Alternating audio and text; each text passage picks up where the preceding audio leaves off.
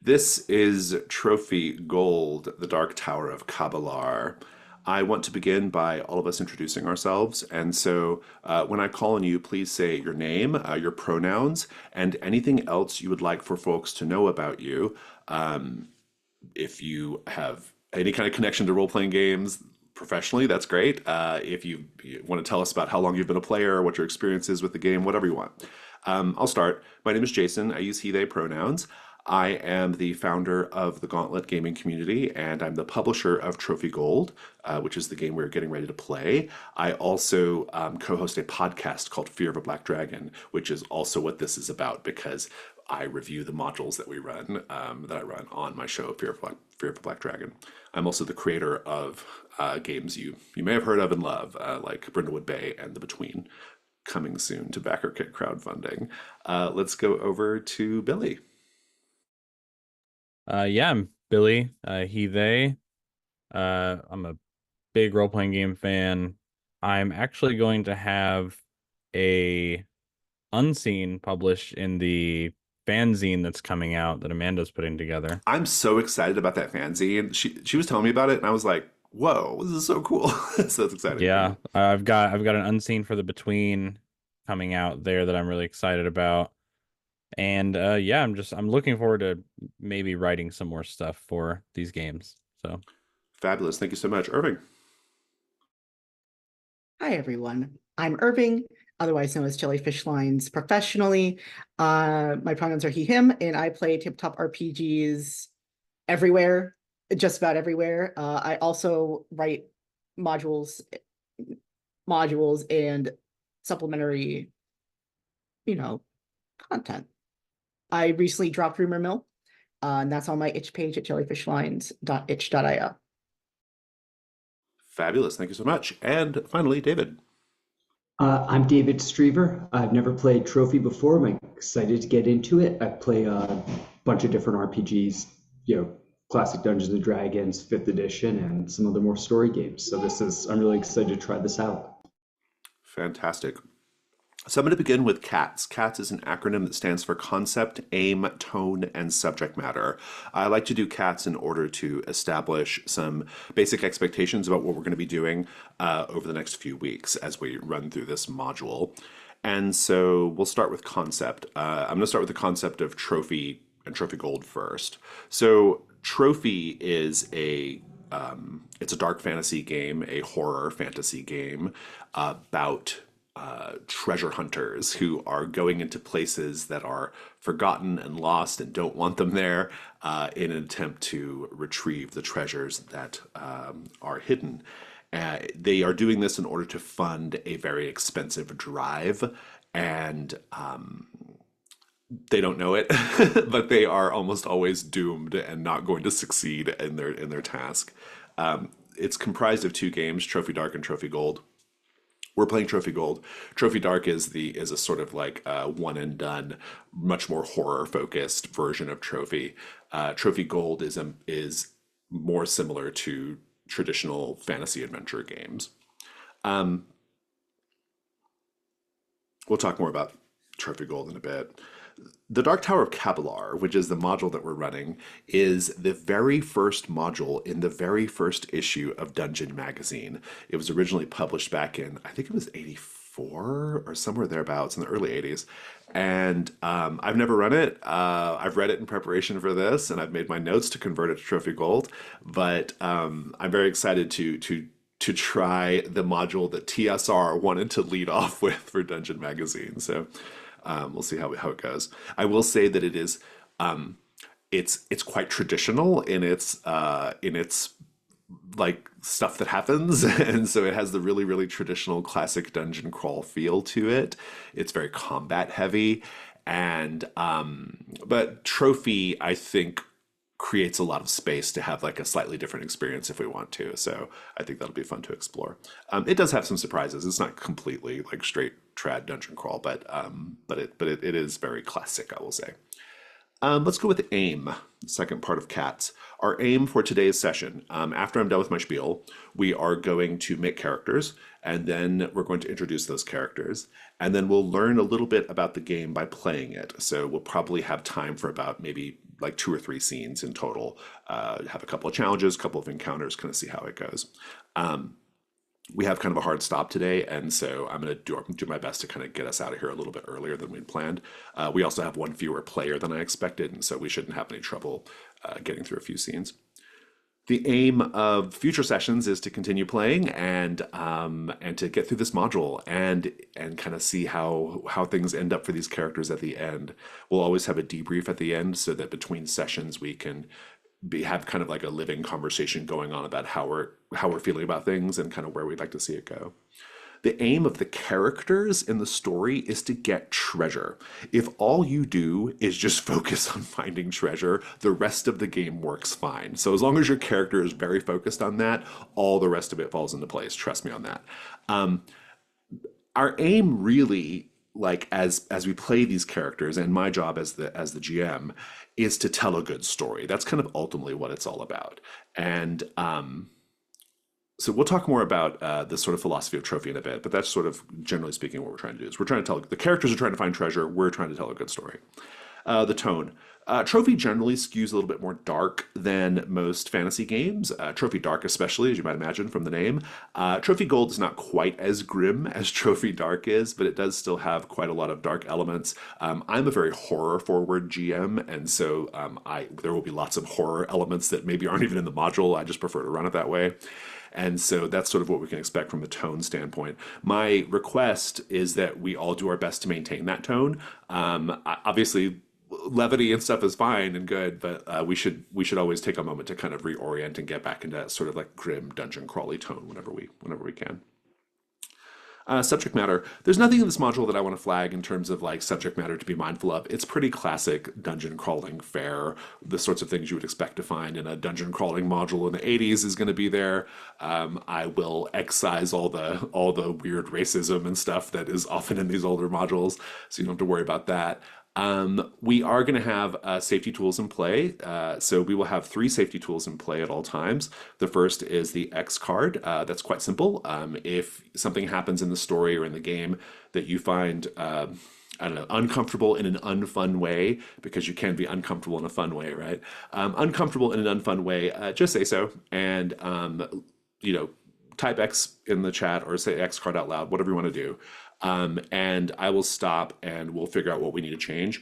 I might ask what specifically we need to change, but I won't ask why. We'll also have the open door policy. That's very simple. If you have to go for some reason, you can. You don't have to explain yourself. You just let us know you're leaving. And then the most important one, the one that I'm most mindful of especially, is lines and veils. So lines are things that we are just prefer not to have in the story at all. We're just not going to have that content. Veils are things that we're okay with being in the story, but we prefer not to role play them on screen. And so I always like to give my lines and veils as an example of what I mean. I'm going to put sexual violence behind a line. I don't want sexual violence in the story. We're not going to do that. I'm going to put torture behind a veil. It would be weird, frankly, if it came up, but if it does, I'm okay with torture being a thing that happens. I just prefer not to role play that. So you all can, whenever I share the character keeper with you, there is a tab called safety. If you'll just head over there and make notes on what you have to be, what you want to line or veil, or you can ask first as an option. You can click ask first if it's something that you would prefer we check in about. You can also indicate interest. If you're particularly interested in certain subject matter, you can click that as well, so that I might try to steer things in that direction. There's also a section for, oh, actually, no, Trophy doesn't have this. I think Romance has its own little section on here. Some of our other character keepers have a romance section. It doesn't really apply to Trophy because Trophy's not that kind of game, but that's just something else to be thinking about. I don't know why it would come up in this game, but I don't know. Weirder things have happened, I suppose. I think that's it for cats. Does anyone have any questions about cats or anything else about the games? There's more I'm going to say in a bit, but up to this point, is everybody good? Fantastic. So at this point, we're going to pause the recording so that we can go make characters. Okay, we are back, and we're going to introduce these characters. And then I'm going to talk a little bit more about some specific rules things in Trophy Gold. But for now, let's introduce the characters. For the characters, I'm mostly interested in a really basic introduction here. their name, their pronouns, their occupation, their background, their drive. If you want to tell me what skills you get because of that, that's great. And then if you have any rituals, I'd like to know about that as well. And so if you know, your drive is really interesting because you may or may not, as a player, know much about it yet. A lot of like lore is implied in the drives, but it's not. But this is a very like kind of anti-canon setting, so whatever you think your drive means is what it means. And so it's okay if you do or do not know that much about your drive yet. Tell us what you think it means if you can, but if not, one of the things we're going to do in the story is explore that. So you're going to have time to talk about it later in play. But we're going to go in the order of the sheet. And so I'm going to go left to right, and let's start with Irving. Tell us about your character. Is it Vero or Vero? Either which. Does Okay. not care. Tell us about Vero. Vero, his pronouns are he, they. He is by occupation a smuggler. His background is an opportunistic grave robber. His drive is acquiring the gleaming cash before it's too late. Some of his skills are dexterity, spontaneity. I can never pronounce this word right. Spontaneity. Spontaneity. Okay, cool. Stealth and death. And rituals is night walk and beacon. I will, for people who are watching the video, I like to. Nightwalk says, move untraceably through darkness. That could be very helpful. Beacon, nearby hidden creatures or objects shine with a fiery glow. Oh, that's very, very helpful for a dungeon crawl, especially. Do you want to tell us about your equipment, or do you want to reveal that in play? I'll just wait for that to come Okay. up and play. Sounds good. There's one in particular that feels like a good reveal. Fantastic, or actually two of them. If anybody has any questions about any of these characters at any time, just say so. But if not, I'm going to keep going. To Billy and Inda. Yeah. Inda, she, they. It's an orphaned mannequin sorcerer, created to be a sorcerer in the image of whomever created them. Her drive is to resurrect the cult of, I want to say Darawan. I don't know how Gauntlet or Trophy It's HQ. Darawan. Yeah. Trophy HQ says Darawan. Yeah. Darawan, perfect. Skills, I have alchemy, rituals, symbols, and mimicry.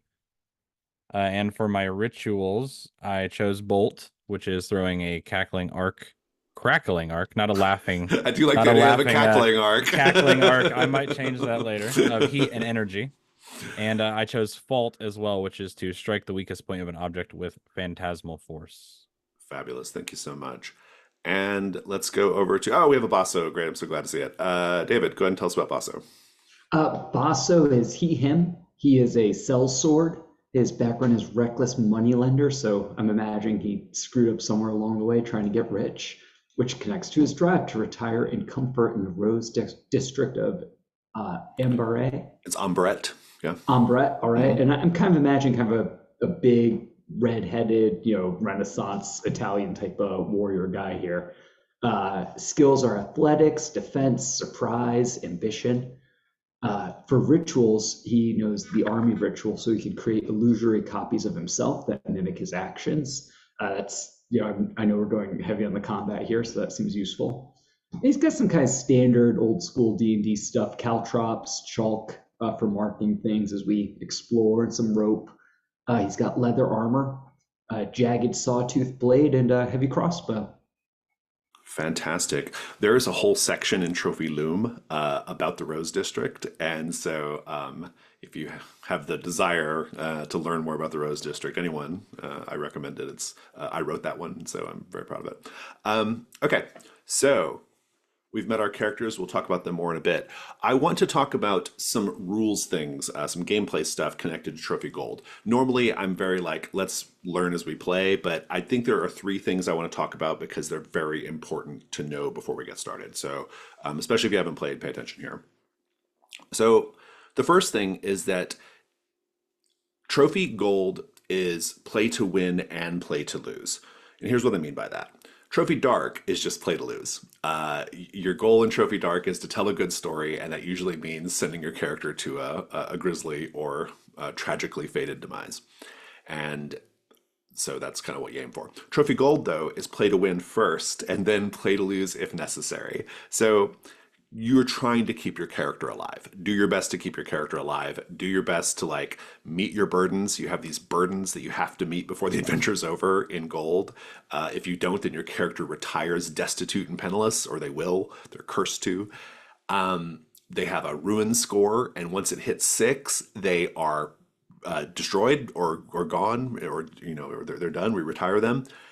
It's very, very easy to lose these characters. They're fragile, but do your best to keep them alive. However, play to lose as well. Perhaps inevitably, you might have to, your character's end might come. And if that is the case, lean into it and do your best to give us a good story, give that character a good ending. So that is play to win and play to lose. The second thing I want to talk about is the fact that Trophy Gold is a collaborative storytelling game. So even though it is presented as it has the aesthetics of a traditional fantasy game, and even though it has a GM and player kind of dynamic at the table, it is actually very collaborative in nature. And there's a few different ways that collaboration comes through, you'll see as we play. But one of the big ones is called the risk roll. The risk roll is the die roll that you do to do most non-combat conflict resolution, right? And part of the risk roll is everybody speaking aloud what they think could go wrong if the dice go poorly. And so everyone gets to offer their own thoughts on it. Not always. I'll usually say if everyone gets to speak or not, but generally speaking, everyone gets to speak. And there's another aspect to the risk roll, which is really, really important and makes Trophy Gold quite different from other fantasy games. And that is called the Devil's Bargain. The Devil's Bargain is a part of the risk roll where if your character is getting ready to do something, in order to get extra dice in their die pool, they can accept a Devil's Bargain from myself or another player. And a Devil's Bargain is something that, no matter how the dice go, will happen. So you are, whether you succeed or fail, the thing you bargained for is going to happen. And so I like to do an example of what I mean. So let's say, for example, that let's say Vero is trying to jump across a gap, like a big chasm or something, right? And we're all, talking about, we're getting the dice, we're building the stakes, and we're doing devil's bargains. And I say, well, Vero,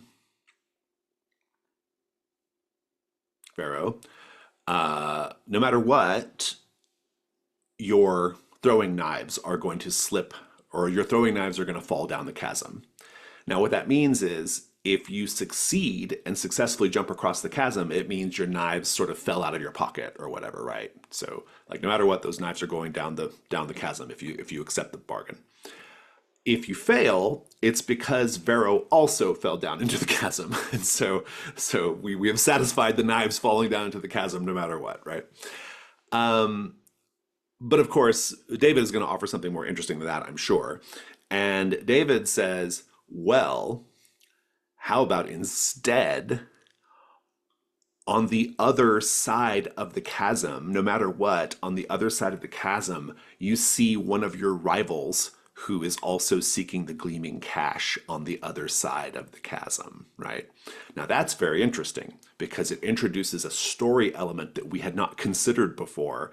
But if Irving takes that devil's bargain, then it is true. And now there is a rival of Vero, like, that you have to cope with, who's trying to find the gleaming cash and might therefore be trying to stop you all from doing what you're doing in order to slow Vero down. So that's how that works. And if the die rolls failed, that rival is going to look down the chasm with delight. So that's what Devil's Bargains are. It's a really important part of the game. It causes the story to go in really wild and unpredictable ways, but it's fun. And sometimes the best Devil's Bargain is the simplest one, like your knives fall down the chasm, and that's okay. But sometimes, you want to do something really wild and crazy. Looking at the other characters' drives is a great way to inspire the collaborative storytelling. Like, if you just need some clues about where to go with something, look at drives and see how you might be able to work with the drives and work that into the story. And don't worry about whether it's going to mess up what I've planned, because I can handle anything you can throw at me, so don't worry about that. And so that is the second thing I want to talk about is collaborative storytelling, enforced in part by the mechanics. The third thing I want to talk about is this economy, which is really important in the game, which is the hunt token economy. So your characters are going to be searching and investigating, looking at things, right? Exploring. And you're going to be doing this die roll called the hunt roll in order to see how those explorations go. And the hunt roll doesn't dictate what you see or don't see. That I dictate what you see or don't see. What the hunt roll dictates is whether you get a hunt token, which is a currency in the game, and whether you encounter some trouble or you see something disturbing. And so the hunt tokens are, so essentially what they kind of are is they're kind of like a random encounter table in a sense, but with a die roll and left to my judgment. So that's kind of the idea. The main thing you're always guaranteed on the hunt roll is the token, right? You want to collect these tokens and you're going to save these tokens. These tokens are very powerful. They have a lot of power in the story, and they have a lot of determination of whether your character survives or not.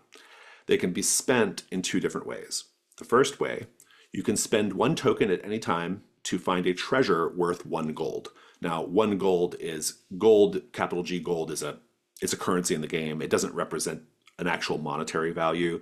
In the fiction, it's probably like, a small sack of silver or something like that. But we say 1 gold. And so you spend that token, you get a treasure worth 1 gold, and you are one step closer to satisfying your burdens, which you have to satisfy. The other way you can spend hunt tokens is you can pool them and spend 3 to accomplish what is called the set goal. I will always tell you what the active set goal is. Get into a place, find a thing, get past a thing, whatever it is. And if you want to just short circuit the goal, you can spend those 3 tokens and get past it or accomplish it. Sometimes you want to do that because you all have 5 ruin, and if you don't finish this dungeon fast, you're either going to be dead or you're going to have to retire in poverty. And so you might choose to pool your hunt tokens to get past some tough parts of the dungeon, and that's what the game wants you to do. You can also spend 3 tokens to accomplish a goal that we determine in the moment. So this is a part of the game that has always existed, but I didn't realize for literal years until it was pointed out to me. You can, let's say, like, you have a character who's at 5 ruin. It's not easy to heal in this game.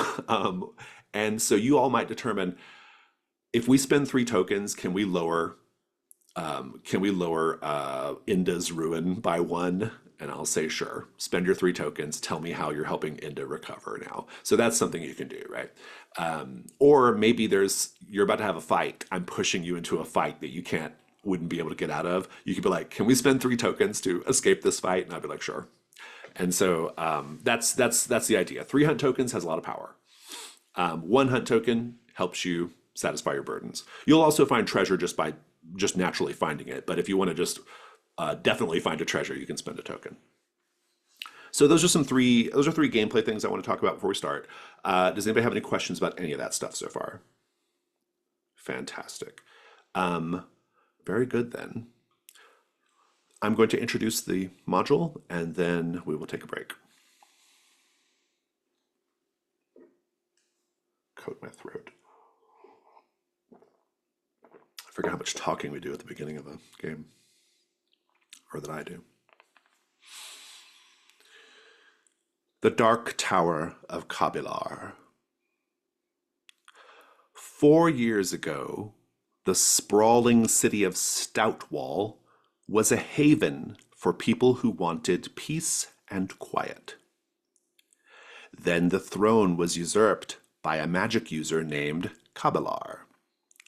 The wizard slew the entire city council with a cloud of poisonous magical gas, then blasted the king with a bolt of lightning. However, the king's aged personal attendant managed to escape the slaughter through a secret door leading to the king's chamber. Guessing Calibar's motives, he hastened to the prince's bedroom and bade the adolescent heir to come with him. Together they dashed through forgotten corridors and emerged outside the castle walls. The prince's savior brought him by back roads to his godparents. At that point, the strain became too much for the old loyalist, who had a heart attack and died. Oh, poor guy. But as he collapsed, he gave to the prince one item saved from the sack of the palace, the symbol of the kingship, a jade crown. When Cabilar discovered that the prince was missing, he had the city scoured, but to no avail, as the prince had been spirited away with his godparents accompanying him. However, after 2 days' travel northward, the prince's godfather was slain, and the crown which he protected was stolen by, well, the module says a vampire. I wouldn't say it so explicitly like that. Imagine something more interesting, framed in a more interesting way. Stolen by a creature of the night with pale skin and thirsting for blood. The prince and his godmother found shelter in a neighboring city, where they have remained for 4 years. Now that the prince is old enough to win back his city, it is time that the crown be brought forward. After much research, the lair of the vampire has been found. The prince's godmother has commissioned the three of you to get the crown back.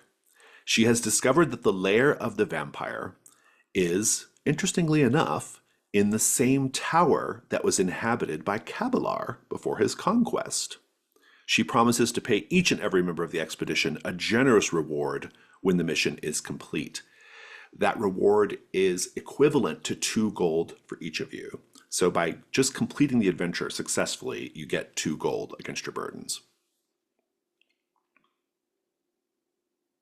And so, we begin in medias res.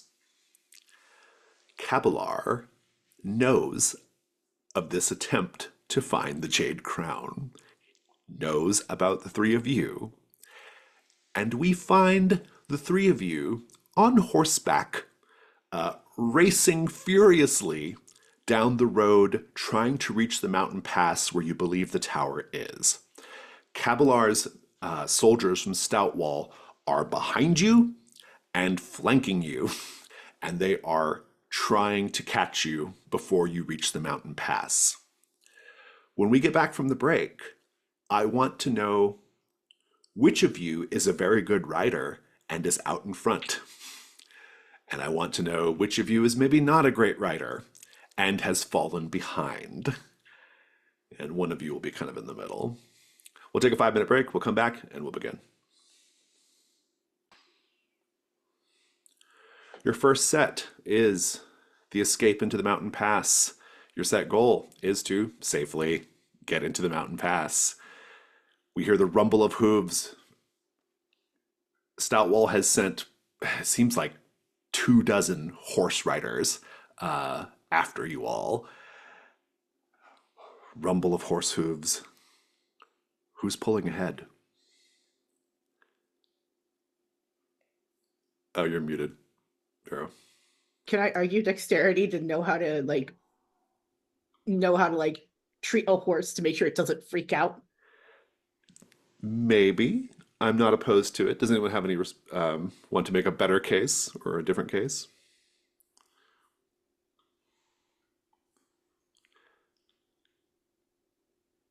You're muted, David, if you're talking. I just had to get get the mute button back on the screen. No, that sounds good to me. I was just wondering who would be best at horseback riding, and I couldn't. There's nothing that stood out to me on any character. I like. Oh, go ahead. I'm pretty confident that Inda is in the back. Very good. Vero is pulling ahead. Vero, since you mentioned how your skill might help you, just describe like how are your skills helping you pull ahead and pull away from the riders, from the pursuers? I am looking for any type of opening in between the horse riders that is just enough, even if it's a risk, to pull through my horse. And I'm able to just weave in between each rider and manage to pull out ahead of the whole pack. Inda, sounds like you're falling behind. You're falling behind into a pocket of stout wall uh, mercenaries, like 6 of them all around you. How did that happen? I think that just seeing into trying to ride a horse, it's not like a person would catch on. They are very like if you look at them, they are very mannequin like. They have a cloak with a hood on. So everything they're trying to do right now is just look at their companions and basically try to copy them. Like that's how I'm gonna ride a horse is how they're doing it. I don't actually know what I'm doing. And clearly that hasn't worked out so far. Fantastic. Well, so then, Basso, that means you are kind of in the middle. You have crossbowmen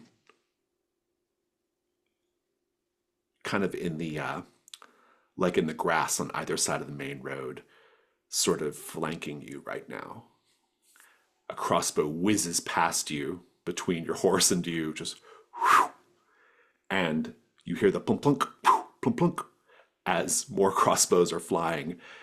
You have the first problem to deal with here, Basso. What are you going to do right now? Basso's cursing to himself that he's gone in with this group of people where one of them is going to ride off ahead and leave the others behind, and the other just barely came and ride a damn horse. What's the point? I think he's probably going to use his. Can I use a ritual on horseback to duplicate myself? I'm open to that. Yeah, I think it kind of naturally increases the danger of doing the ritual because you're not where you can kind of concentrate, and you're on horseback. Yeah. But I do like it. So this will be the risk roll. Let's talk about the risk roll. If you want to, if you go over to, I think there's a place somewhere on here where the rolls are listed, the text of them, but I could be wrong.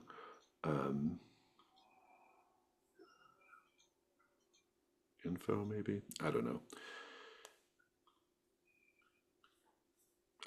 Gosh, I haven't run trophy in so long. I can't remember how the risk roll works.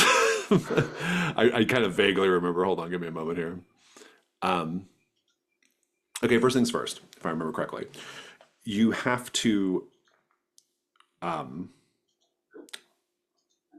we have to decide. Oh, fuck me. I'm going to pause this because I can't remember how the roll goes. Okay, the risk roll. First, you have to say what you hope will happen here. So, what are you hoping will happen here? I'm Also, hoping the copies of myself will it'll make it too difficult for them to aim at me and hit me. I love it. Gather your dice. You take a light die if the task is something you are skilled at because of your occupation or background, or because you have useful equipment. So, do you have a skill or do you have useful equipment that would be helpful in casting this ritual? Especially casting this ritual on horseback?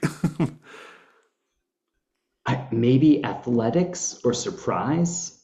I like athletics I don't know because if you're kind of like athletics is kind of a horse holding skill. onto the horse with your legs while you do the magic. Yeah, I'm into It's that. it's kind of what I'm imagining is Basso's got some good strength there. I'm into it. You have one light die.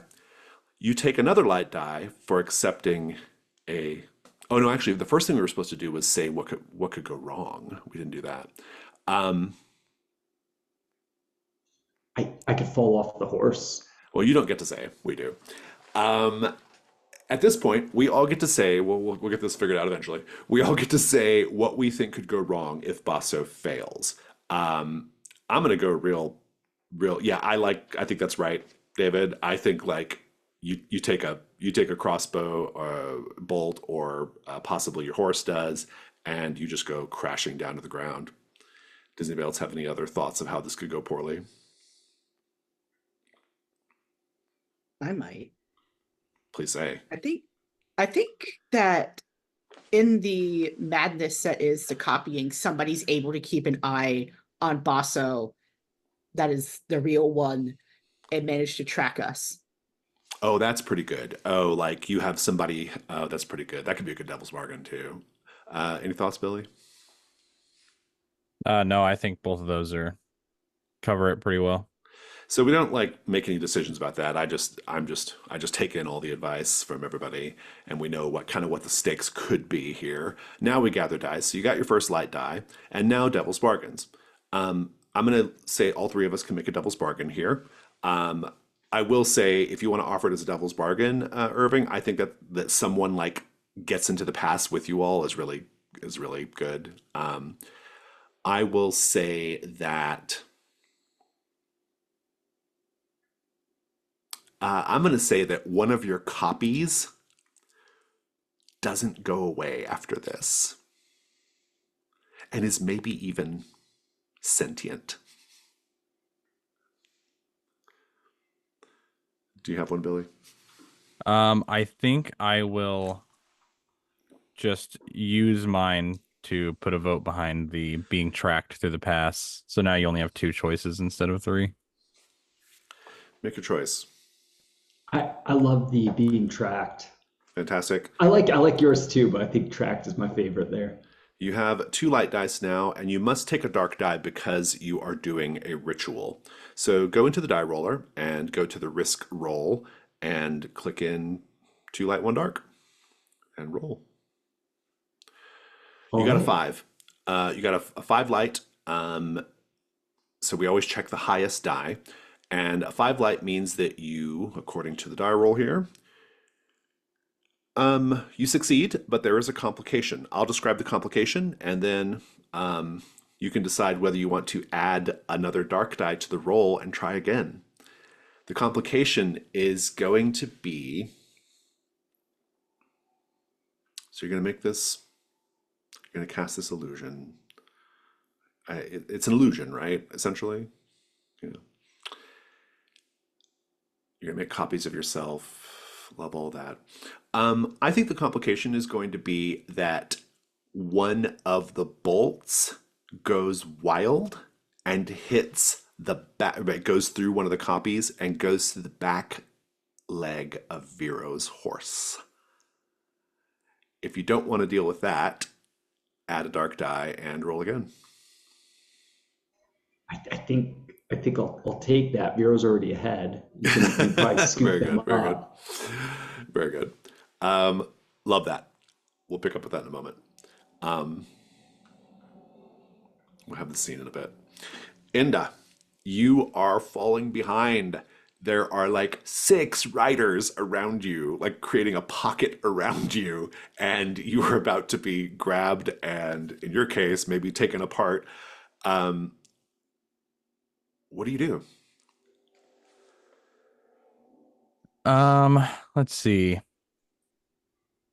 I think that so that I'm imagining kind of like I'm in the middle of a circle, basically, is what I'm imagining. Does that sound right? Yeah, yeah, like a semicircle. Yeah. Oh, okay. Um, hmm. Are we on like an open plane? Yeah, yeah, I would say so. Oh, okay. I was thinking about also trying to go the ritual route and maybe trying to hit like a rock face on one side of me that will smush these dudes with my fault ritual. Oh, nice. Oh, so maybe like as you're kind of coming around, like getting close to like the entrance of the pass, like you send the rocks crashing down on them. Yeah, exactly. Oh, I like Just that open very up one of much. my sides, basically. Yeah, that's pretty good. That's gonna be the risk roll. Okay. Everybody, the rest of us get to say what we think could go wrong here. You get crushed by the rocks. I don't know. That seems like a basic answer, but I'm open to like more interesting things.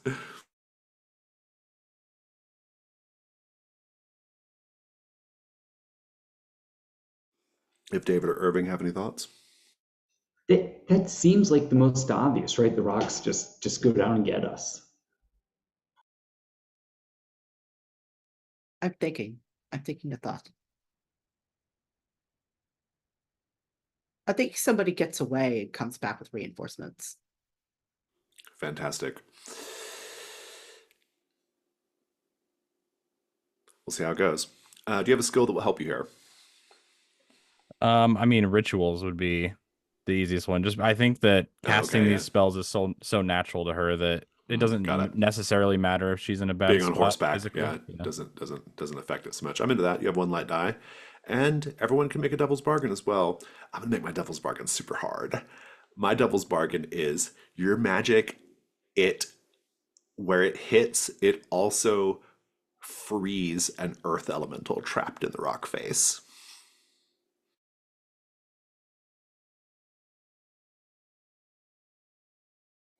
Any other offers?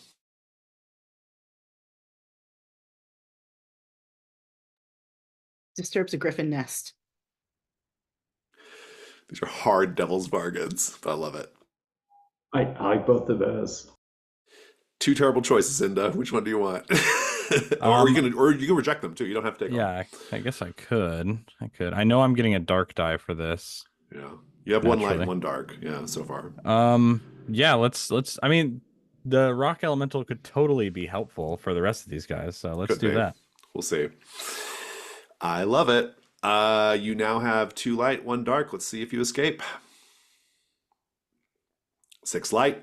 You did not lose all your luck after all. Ah, Um, let's pick up first with this because everything that's happening is going to have implications for Vero. Let's pick up first with Bazo. Bazo, please describe the casting of your illusion and how it helps you escape the crossbowman. Cursing under his breath, Basso sees the crossbow bolts whizzing around him and just puts it all out of his mind, focuses on the motions of his hands as he channels the energy to create the illusions of himself.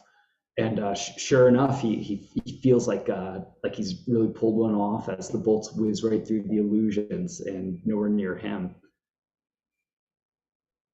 One, And however, flies through the illusion.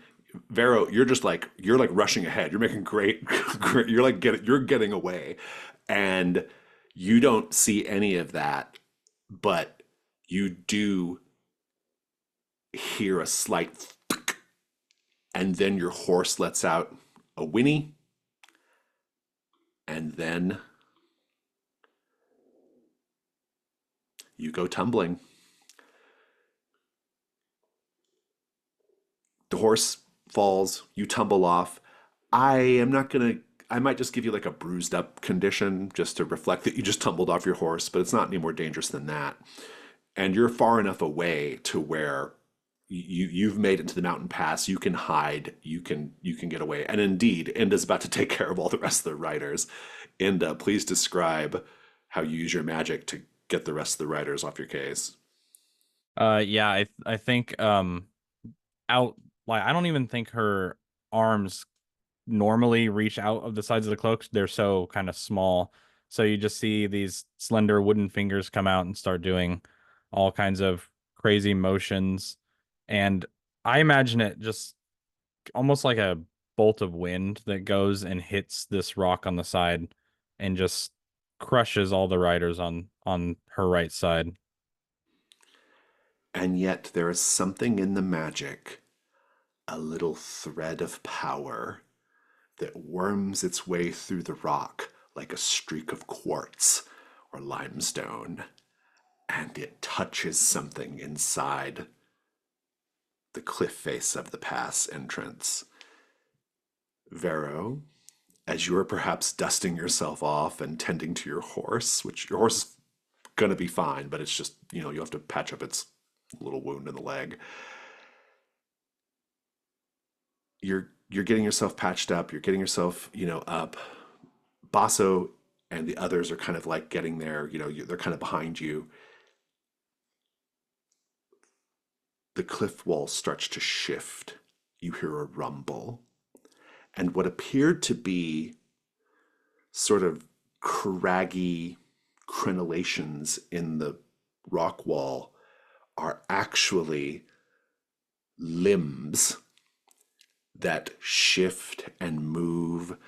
You see grit and pebbles raining down, and standing before you is a 9 foot tall amalgamation of stone. It looks like boulders pieced together, vaguely man shaped, with what appears to be a sort of bluing or a sort of glowing hot blue core that kind of holds it all together, if that makes sense. This rock elemental being lumbers toward you first, Vero. What do you do? Would my armor, because of what it is, help me in this situation for in a really strange way? I'm asking. I'm intrigued by the idea of if it like indicates that you are from like the same cosmic realm as this being, and maybe you can deal with it. Or I'm open to that. Yeah. What do you have in That's what mind? I'm. It's either that or stealth, or in addition to it. Yeah, I mean, so I think there's a couple ways this could go. If you hide, the others will have to deal with it. If you want to try to deal with it more directly, you can. Alternatively, all three of you can dive in and fight it. So that's another option. What do you think, Vero? You have Is first this crack at it in any case. just from my mind here? Is I assume this thing kind of came down. Now it's blocking the mountain pass. Is that Yeah, I mean, I don't know if it's what? blocking it. It's just an immediate problem that has to be dealt with, right? It's got a lot bigger stride than all of you, Hmm. and it's lumbering towards Vero currently. The two of you haven't arrived where they're at yet. But you're right behind, and you're gonna see it. But for now, it's Vero's move. Ooh, ooh. I'm gonna try and use the armor trick. Just like, hey, I'm one of you. Wink. Um, I like here's it. my friends back there. Don't attack those two. There's only one fail condition here, which is it disregards your entreaties and you have to combat it. Let's go to dice. Your armor gives you your first light die, and I will take a devil's bargain from David. Oh man, the devil's bargain is it does not agree that we are also its friends. It just accepts you as the armor, but not the other two of us. Oh, like no matter what, only Vero's getting out of this. Well, what do you think, Vero? Would you like to accept that? Um, that lone devil's bargain. I'll take it. I'll take it. You know what? Screw it. I'll take it. How many light and dark die? You have two light, and I don't think you need dark yet because you're not fully engaged. It's not immediately dangerous, though it could quickly become physically dangerous. Just Cool. roll two light for now. Got five. Nice. The complication here is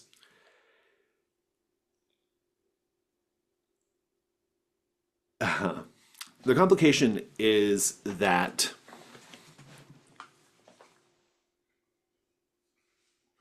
it's going to let you pass, but only if you give it an offering to the mountain, some kind of offering to the spirit realm. If you want to deal with that, then do it. If not, you can add a dark die and roll again. I am going to deal with it. I'm going to bring out my little like urn of grandma ashes. Nice, good. I'm going to take out a handful Sprinkle and it. just let the just here have grandma. I love it. Is this like when you communicate with this thing, are you like speaking aloud or is it just more like a telepathic thing? Like what's going on there? Just all physical. It's all physical, just Very like a good. comedy act. I love it. No, it's great. You are able to slip past this titanic, not quite titanic, but quite large creature. Inda and Basso, you're gathering your breath, you're catching your breath, and as you kind of ride up, and then this thing just steps into your path. You hear this rumble, this stomp, and you see Vero ahead, a little deeper into the pass. Inda, Basso, what do you do? Can we use my rope, Inda, and try to do like the Imperial Walker strategy from Star Wars, The Empire Strikes Back? Oh, are you gonna I'll try to trip it? And try to trip it. Yeah, I don't mind that. I was oh man. So I mean, let's make it a little bit abstract. Really, I'm this thing's mother, right? So, is there any way I could also try to appeal to? I mean, I gave birth to it just moments ago. It has to know something. Oh, I see. Because your magic gave it new life, I will say. New life. Yeah, I'm into it. And also you're a construct as well, for what it's worth. Yeah. Um, okay, I'm into that. Same fail condition. You both have to fight it if you fail. Um, what does this look like? That'll kind of help us figure out what the dice are. What's going on here? I think as opposed to how Vero was, it was mannerisms. I think that it is like a linking almost between constructs, between creator creation or new creator. So I think that there's a dialogue that can happen in Inda's head with this thing. So Bazo has just kind of stood there while these two are staring each other down. I like it. This is going to be mm, a risk roll. You've got, where's your first light die coming from? Um, I mean, I could try to argue that it's just coming from my ritual before that this Oh, I'll take thing that. I'll take was it. Yeah, yeah. created I from that. like it. Yeah, one light die. Everyone can make a devil's bargain if they have one.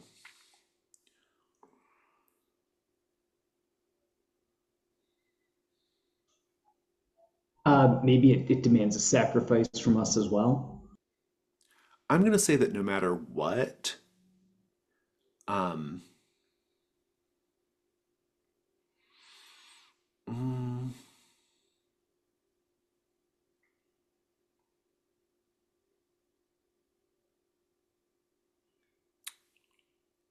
I'm gonna add a little.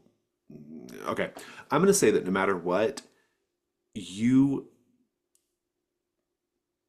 by claiming to be its creator, its mother, um, you are inadvertently opening up a Pandora's box of ancient earth elemental cosmic drama that you were not previously aware of.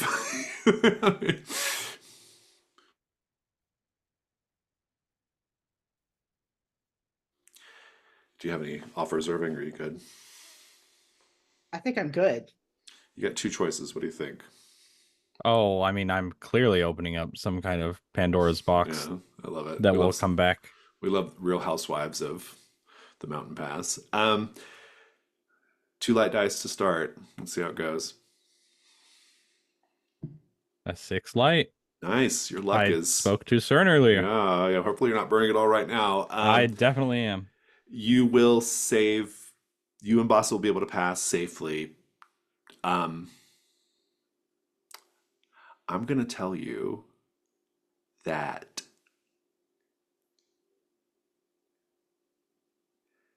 this mountain,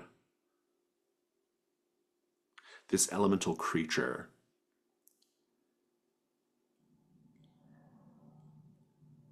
is connected to this mountain, and this mountain has been defiled by the Dark Tower of Cabilar. And it has been waiting for some kind of salvation and believes that you are it.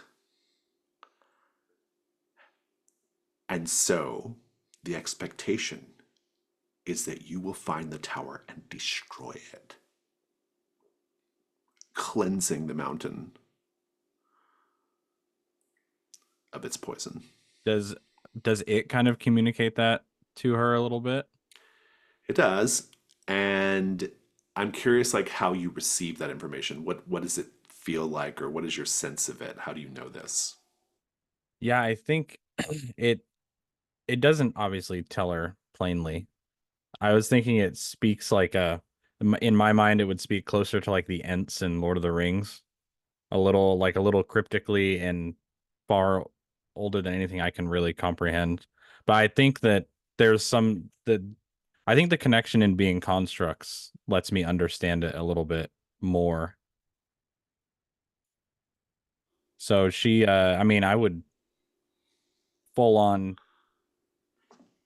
probably I think she's worried about the implication that she's going to be responsible for this, Hmm. but I think that now she's like turned zealous for the idea of destroying the whole place.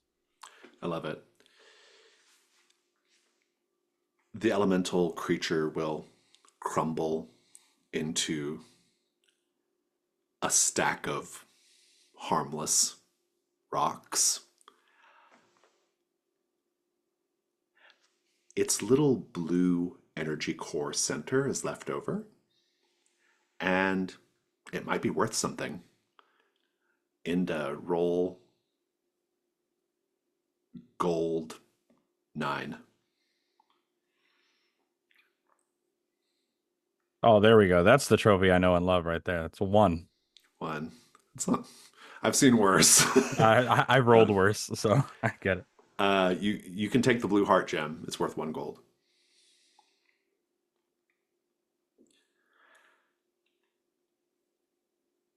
Now you've completed the set goal. You have, I wouldn't say safely, but you've more or less made it into the mountain pass. Well, good enough for government work right now. Let's put you all together. Your next set is to find the tower. You know, because of the information you've been given, that the tower is somewhere in this mountain pass. This mountain pass is vast, and it splits off in all kinds of directions. Presumably, a tower will stand out, and you'll be able to locate it. But you don't want to spend too much time in the tower or in the mountain pass. You don't have like unlimited supplies here. So you know you're in the right mountain pass. You don't know exactly where to look. And so we're going to have a scene with everyone together, figuring out how to search for the mountain tower, the pass. And we'll see if rolls get triggered, and we'll do all that.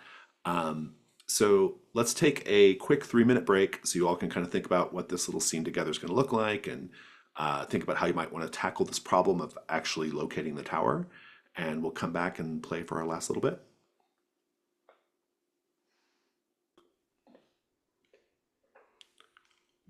Let's just have the scene with everybody together, figuring out what comes next.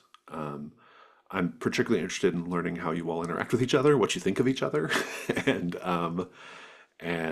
so take it away. Role play.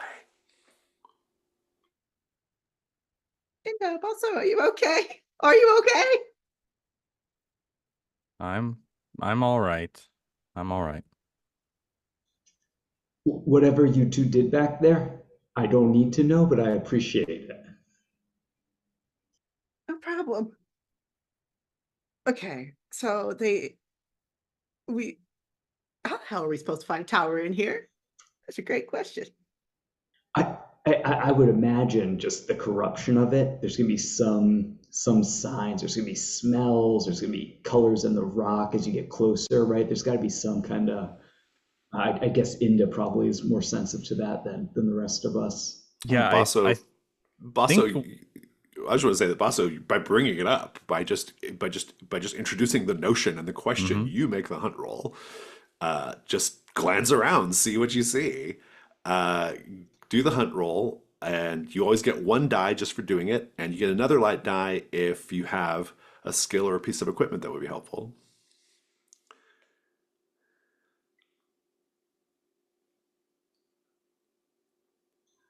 There's nothing that stands out to me on my character sheet. I mean, I've got ambition.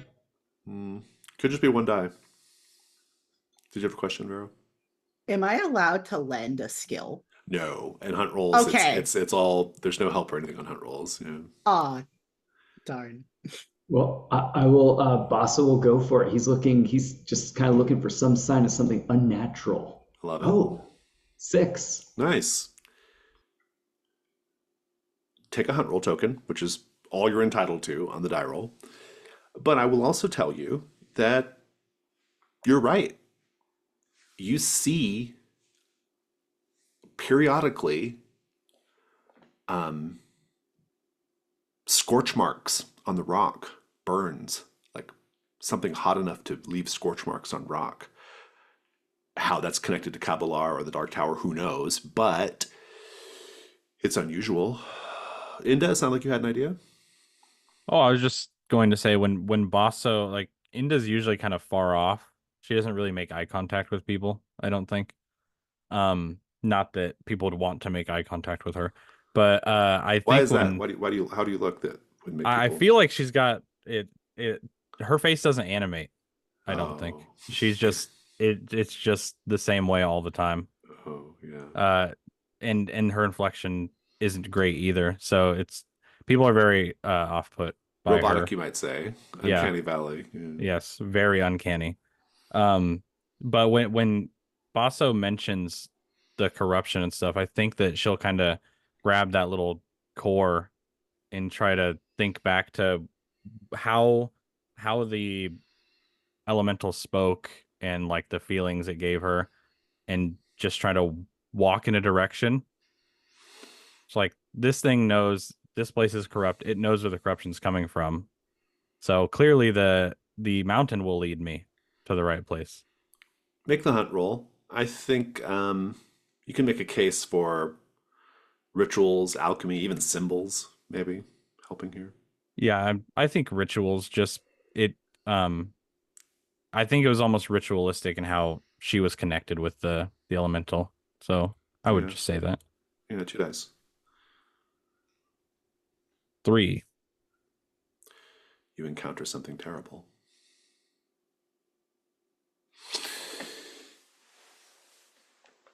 Inda, Basso's following these like scorch marks, I guess, or at least Basso's pointing them out.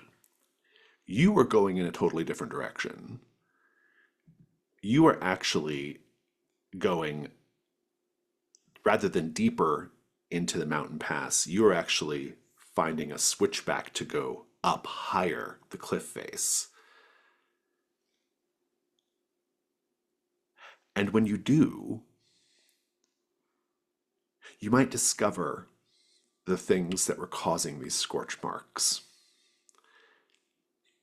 There is, you kind of accidentally stumble upon and surprise each other, a 4 foot long, red scaled, winged lizard. And it rears back. And as it rears back and hisses, it does like sparklers in its mouth as it hisses. It's like, you know, like little sparkly flame things. Vera, what are you doing in the meantime? You're muted. I just realized that. I think I'm probably going to try and think of like, oh, wait, I just remembered something I have. Hmm. I'm going to try and cast Beacon because I'm a fool. I love it. While you're getting beacon ready, and while Basso's looking at scorch marks on the rock, Inda, you are in the middle. This surprised little, not little. It's 4 feet long. It's like the size of a like a big big dog, right? Um, it's rearing back and it's like hissing and licking fire at you, and it just leaps. Uh, you're in combat. First things first. Tell me how you're vulnerable right now. I'm made of wood. You're made of wood. I'm made of wood. Very good. Please go ahead and roll what's called the weak point. The weak point is the number that you want to avoid when rolling combat dice. A5. A5, not a great weak point.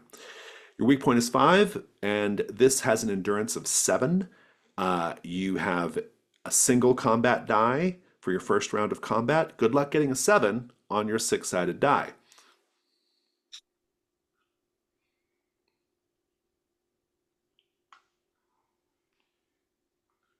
I got a 2. So I You didn't got get a a 2. 5. You did not get a 5, though, so you didn't defeat the creature, but it didn't hurt you either. Please narrate the first round of combat. What's happening here? Yeah, I think that it kind of leaps into almost like tries to sidestep it, and I think they glance off of one another. Singes her cloak a little bit, and they kind of both reset. Inda clearly doesn't look like they're like committed to this, or it's almost like hands up, like, whoa, chill out. But clearly that's not working. So she kind of reaches back into her bag And yeah. Vero, you might be too focused on your ritual. I'll let you decide. But Basso, you hear the commotion up, kind of up on the little switchback. What do you do? Boss is gonna run right over to help his companion here, and he's got defense and surprise. So I think there's probably play in here, right? Combat, the skills are not as directly important, but I like it as a fictional positioning. I Right. think it's great. I think that'll get you over there pretty quickly. Vero, do you respond or do you just focus on your ritual right now? I'm just doing magic Doing the right now. ritual, doing Also, I magic. got to step away for 1 minute. Okay, go ahead. Um, well, you have to go one more round by yourself, Inda. Give me a combat two. Combat 2. I can do that. Two Two twos. twos. Not great. Keep the combat going, please. Yeah, I think so. She doesn't really have a weapon, right? She kind of slings spells around. So a lot of this is maybe a little more agile than you think a mannequin could be. A lot of weird bends to avoid stuff like that.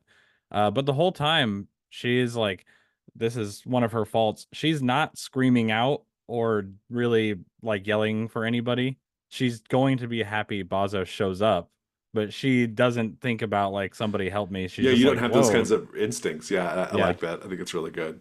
Bazo, if you wish to join combat, please tell me how you're vulnerable and roll weak point. The vulnerable's a good question. I think he rushed over, so he's not set up in the perfect Yeah, fighting stance yet, right? sounds good. Make a weak point roll.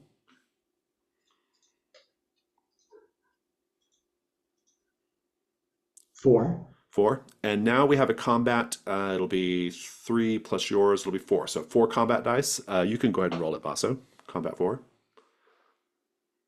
No fives or fours. No fives or fours. There's a 5. 1-5. Sorry about that. That's all right. 5 and a 3 is 8. You do defeat the monster. However, you take a hit, Inda. Inda, please continue the combat. If you're taking the hit, describe that. If you're going to mark armor, describe that. Oh man, marking armor before we even get to the damn And for tower just one itself. ruin, too. For one Yeah. ruin. No, I think you once again you see her like wooden arms slip out from under her cloak, and it's like she goes up to start casting a spell, and this thing just like bites parts of her little wooden hand off, basically. Fantastic. What does that make your ruin now for people watching at home? My ruin will now be 4. 4. Fantastic. But Basso, you get to kill the thing. Describe it.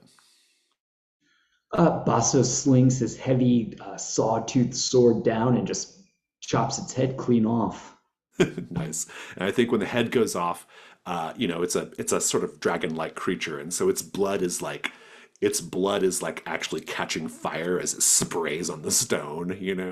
And it burns real hot and fast, leaving the scorch marks on the stone. But it is dead. Since you got the killing blow, Basso, you can roll gold 7. See if anything is salvageable here. Yeah, you just see Inda pick up like a little charred finger, and she just throws it down. Okay. 2 gold is found. That's really good on a 7 roll. That's fantastic. Each of you think about what you're taking from the creature that's of value, and we'll talk about that in a moment. I want to check in with Vero. So, Vero, let's read the text of Beacon just to remind ourselves. It says, Beacon. Nearby hidden creatures or objects shine with a fiery glow. That's perfect. So, let's do the risk roll here. All right. Actually, you know what? Because you have so much like time to like do the spell, and because you focused on the spell and disregarded the trouble, because you have so much time, you just do it successfully. I'm not interested in making you roll for it. I do want to know, however, though, like what do the preparations look like? Since you spend so much time like focusing on the preparations and doing the ritual properly, what does this look like in the scene? I'll tell you what you see, but you tell me what the process is. I'm going to just sit down, hands on my knees, clear my head of everything, and basically mentally picture from an above point of view what this mountain pass would look like as I've seen it on maps. And essentially just try to trace through the lines, everything, including like magic, where it's just like, what is hidden here? What is here that I cannot see? You know the way to go. You will be able to successfully navigate to the tower. We'll get to that in a moment. Inda, Basso, what did you scavenge from the creature? I think it's kind of like a dragon. So there's some of these scales kind of fleck off and they're goldeny. Mm-hmm. So, I mean, you can even just like take the whole skin, and it'll be worth 1 gold. You can add that to your gear and or your found equipment. And Inda, do you take something? Yeah, I think I was thinking since this blue heart gem was kind of like the eye of the elemental, she probably sneaks the eye out of the head of this thing. Mm-hmm. Fantastic. Another thing we have to do, if you click over to the tab, there's a tab called Bestiary, and your first little Bestiary slot is empty. We don't know much about this creature. We know it's a 7 endurance. Um, we have to give it a name. So collectively, you all have to decide what these creatures are now called. So be thinking of that. But let's talk about navigating to the Dark Tower of Cabilar. I'll take this bit of the fiction if that's okay. It's a little confusing at first because you are following this glow, right? And you're picturing the topography of the mountain and the mountain pass as you've described it. And you see the glow in your mind's eye. You can maybe even feel the glow, right? But even as it's getting late in the day, and if there was an actual literal glow coming from the tower, you should see it by now, but you don't. And so you're following it, and you're getting closer and closer. You know you're getting closer and closer to the tower, all 3 of you, but you still don't see the tower. A tower should be rising up over the horizon. It should be like in Billy's background. There should be a tower rising up in the middle of the thing. And when you arrive at the spot where you know the tower is, what you've arrived at instead is an enormous, I mean really enormous, like probably hundreds of feet high, gaping cave mouth. The tower is inside the mountain. I need equipment for navigating in the dark. Torches, lantern. If you got something, I only need 1. So if somebody has something, let me know. That's me. You do have torches, yeah. Yeah. You can light one. They last for 3 hours. Um, Yay. you have 3 in total, and or well, 2 now.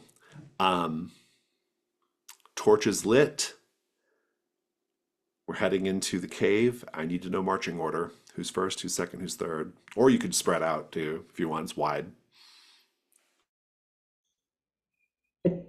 Basso could go first, kind of like a tank, with he's got defense, he has surprise.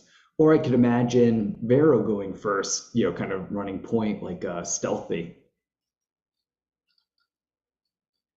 Well, Vero's got the torch, presumably. So unless you give the torch to somebody else, I suppose. I am handing off the torch and I am running point. Okay, very good. So Vero's kind of like scouting ahead. I like that. So giving the torch to Basso, then it sounds like. Inda, I guess you pulling up the rear then. Yeah, not a big fan of carrying torches Yeah. myself. It makes sense. A sensible thing. Let me take a look at my text of the module for just to be reminded of a few things real quick.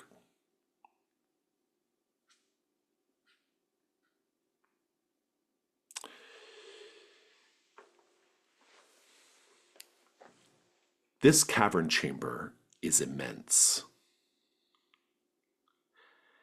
If you were to measure it, you would discover that it's over 500 feet long and almost as wide. The ceiling is about 250 feet above your heads. It's enormous. But there's really only one way to go, and so navigating it is not so difficult. Indeed, after a short time, you see an enormous stalagmite rising up out of the cave floor. It towers above all the other stalagmites. This stalagmite has wooden ledges high up on its sides, and indeed, you see several small windows opening outward out of the stalagmite. The windows are 90 feet above ground. The ledges are a little lower, all up along the sides, but still not possible to reach with any equipment you have.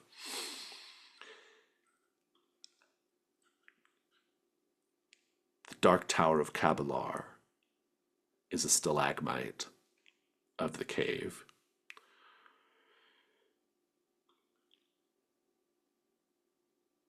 There are no other doors or entrances visible around the base of the tower.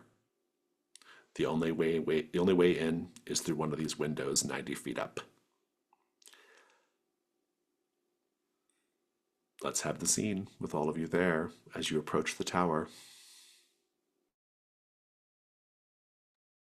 Yeah, I think Inda is just like looking up, and she says, well, how are we gonna get up there?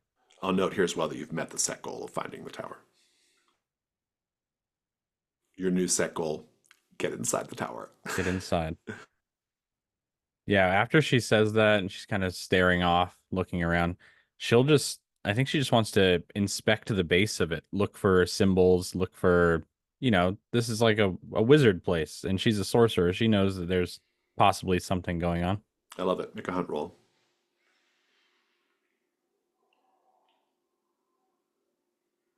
Is that just one die? If Two. you want to make a case for a second die, I'm open to it. It's always at least one. Kind of just symbols and Oh, sure. general Yeah. sorceress activity. Mm-hmm.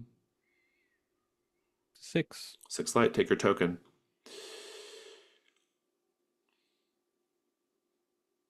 You don't see anything. It's just natural cave. Natural rock. Vero, Basso? You I got an idea. Am I able to bring people with me?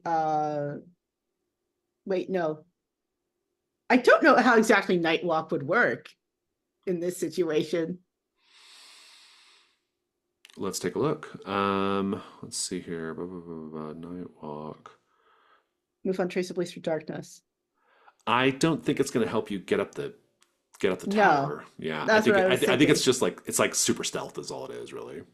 Okay. Speaking of stealth and dexterity, let's see if I can find an opening to the tower that is hidden. I'm into that. I will. You know what? I'm going to say that Inda's role will have covered that. There's nothing at the base of the tower, at least. There might be another way in, or there might be a way to more easily climb. You can certainly look for that. That's what I'm looking for. Make a hunt roll. All right. I don't know what the dice for hunt roll is, but I'm okay. You get 1 die just for doing it, and you get another die if one of your skills would be helpful here. I'll say I like dexterity because you might be looking for like ways to climb. I got 6. Nice. Take your hunt token. Got it. It can be climbed. It would be really dangerous, and you'll probably need some kind of special equipment. There are what would qualify as rough handholds, I would say. For skilled people, it would be it's difficult and doable, if dangerous. For unskilled people, it's exceedingly wildly dangerous. Someone has rope, don't they? I have 60 feet of rope, Oh, that's a lot of which rope. is That's 30 pretty good. feet, Yeah. 30 feet too short. But if That's you for the could, windows, not for the ledges. yeah, the ledges are lower. Oh. The first ledge, that's a good point. The first ledge is, oh, the first ledge is 50 feet up. So, Oh. so if you could get someone up there, that would be great. This is where I'm kicking myself because I was going to take the like teleport ritual earlier. That's what I love about this. I love it. Okay, so the plan then it sounds like is for Vero to climb the tower stone and then secure the rope at the first ledge so that you all can climb up. Mhm. I love it. This is going. Let's take a look at your skills first, Vero, and dexterity helps a lot for sure. You're going to have the rope. You have iron spikes. Well, you haven't. You don't officially have iron spikes yet, but you could easily have them in order to like secure the rope if you need to, or to like help you climb as well. I like it. This is going to be a risk roll to reach Okay, the first ledge. cool. You have your first die, and for the devil's bargains, um, well, let's say what could go wrong here. What could go wrong here is I'm just going to keep it real simple. You just fall and are I badly die. injured. I don't know if you die necessarily, but you definitely get hurt really badly. Um, Inda, or not Inda, Billy, you can make a devil's bargain, as shall I. You do yours first, though. Let's see. I'm thinking that so are these like ledges that lead into the building, or are they just for No, some they're just reason like, just yeah, ledges? they're just ledges. Yeah, they're Okay. just like little stops along the way, basically. I think that no matter what, when you get up to the ledge or the first ledge you can get to, you will look up and you'll see something peering at you out of the window 30 feet higher. I'm gonna say, no matter what, you get the attention of something at the top of the tower. Do you wish to accept either of those or just roll with one light, one dark? I'm going to take the other one, not yours, not yours, Mr. Cordova. Something looks out the Uh, window. yeah, I'd rather just get freaked out because I do love horror. I'm into it. I'm into it. We'll see. Two light, one dark. Let's see. Let's see how it goes. 5. 5.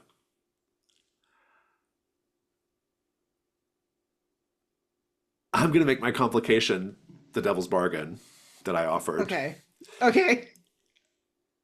And the thing at the top of the tower is going to be agitated by it's going to be agitated by the thing that looks out the window. That's the shaping. That's the way I'm going to shape it.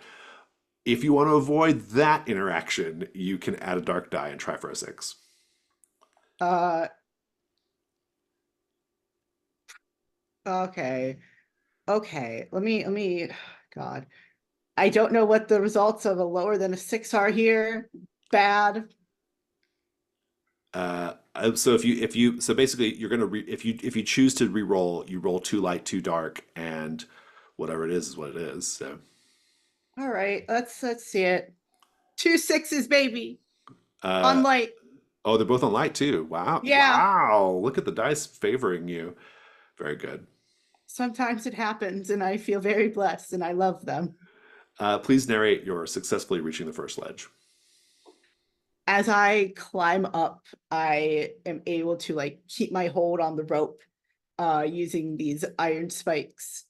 Uh not the rope. I'm tired. Excuse me. I'm able to like keep my hold on the wall using iron spikes attached to my like gloves.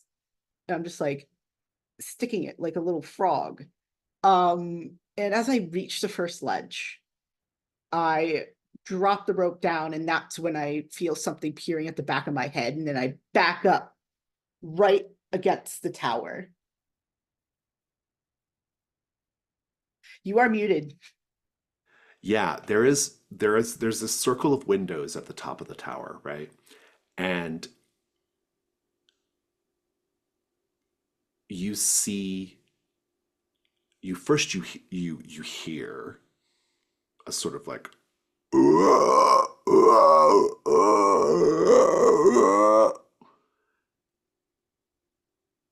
and then you see a pair of large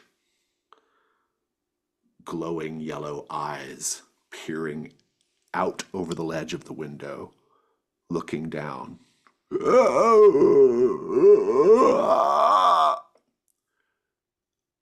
But you're pressed up against the wall, and it recedes into the window. And now, the rope. Once you secure the rope,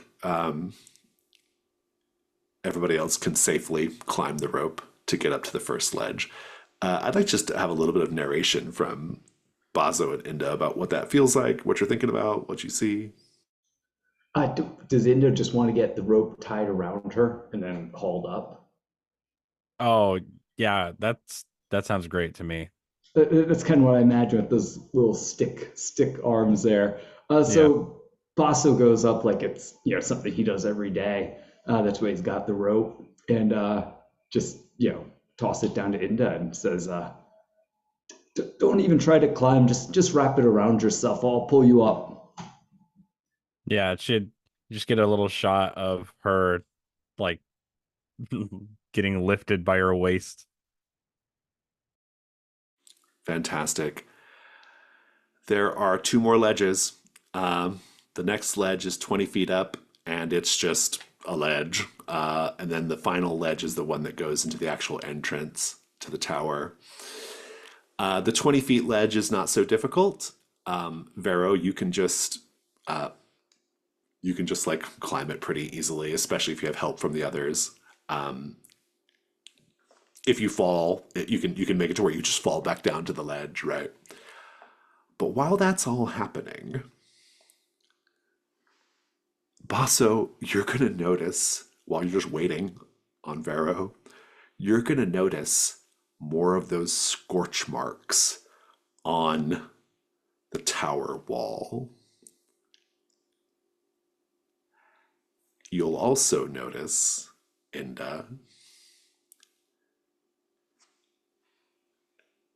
because now your torchlight is high enough to see, there are more of those winged fire lizards flying around the top of the tower and occasionally landing on it. They have some sort of nest up there. Hopefully, you'll be able to get into the tower without agitating them. But we'll find out how it goes next time when we pick up next week. There's no end of session process in Trophy Gold except to go straight to stars and wishes. That's our debrief technique. Stars are things that you enjoyed about the session. Wishes are things that you hope to see next time when we continue playing the Dark Tower of Cabilar. But I'll just do a quick star to start. It was very nice to play with some of you for the first time, and I thought everyone did a really good job. I like the characters a lot, and this is a really fun adventure so far. I'm super into it. I'll throw a star out. I love kind of the interaction of Inda and Vero as, to me, kind of the weirder characters. The wooden person and the grave digger with some kind of dark secrets going on, and then I like Basso being more of the I'm just here to make some money, guys.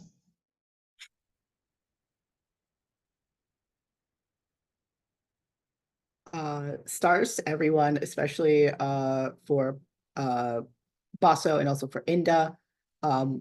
You're amazing players. And also the interaction between you two during the dragon fight.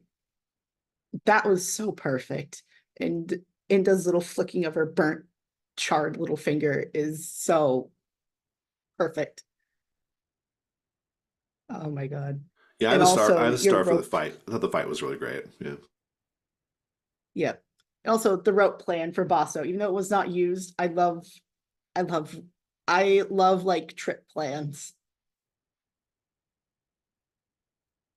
Yeah, all you had to do is say Star Wars, and I was like, okay, I see what you're saying.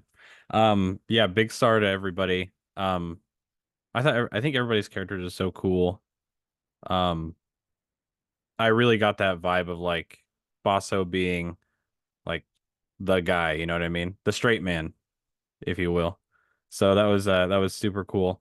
And Vero's I really liked the grandmother's ashes offering bit towards the beginning. That was great.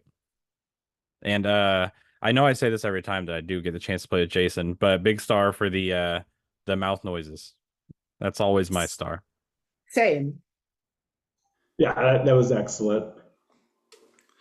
Yeah, I other stars. I really enjoyed. I enjoyed like I love the description of the beacon ritual. That was super cool.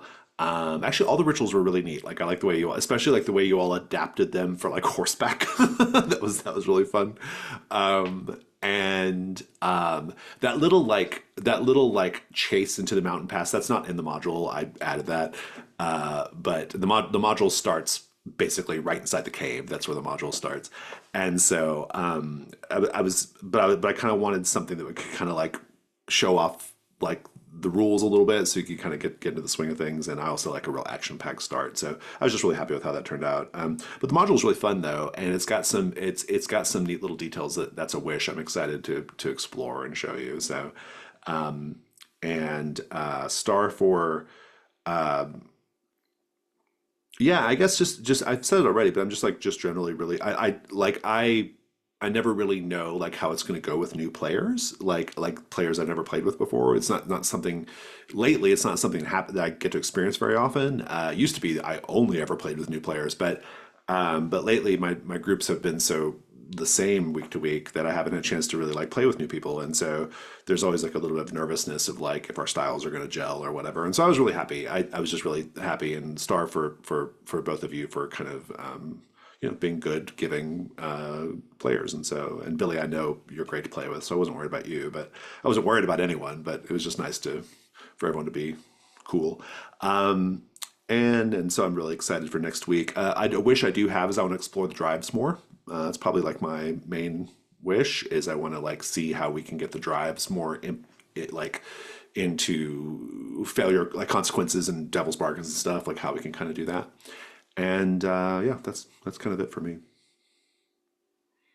Yeah, Any other stars and wishes? I was gonna say the same thing about a wish. Is I was trying to kind of figure out some devil's bargainy stuff. That's the first thing I always do is look at the drives, but it was quite straight on this time. It's pretty And action oriented. Yeah, yeah, yeah. and so I'm really excited to I love the devil's bargains that people come up with in this game. And your guys' devil's bargains, especially as new players, have been really good. So I'm excited to see the other ones you come up with. Thank you. Oh yeah, thank you. All the star that media res start, Jason, was great. I did. I love that chase into the thing. I really liked how you set it up where there were kind of three separate issues for every character to deal with out of that. And also, I really just like getting to play trophy. I mean, that's a star is getting to play this style of gaming as someone who's listened to a bunch of the podcasts and seen a bunch of the actual plays that you've done.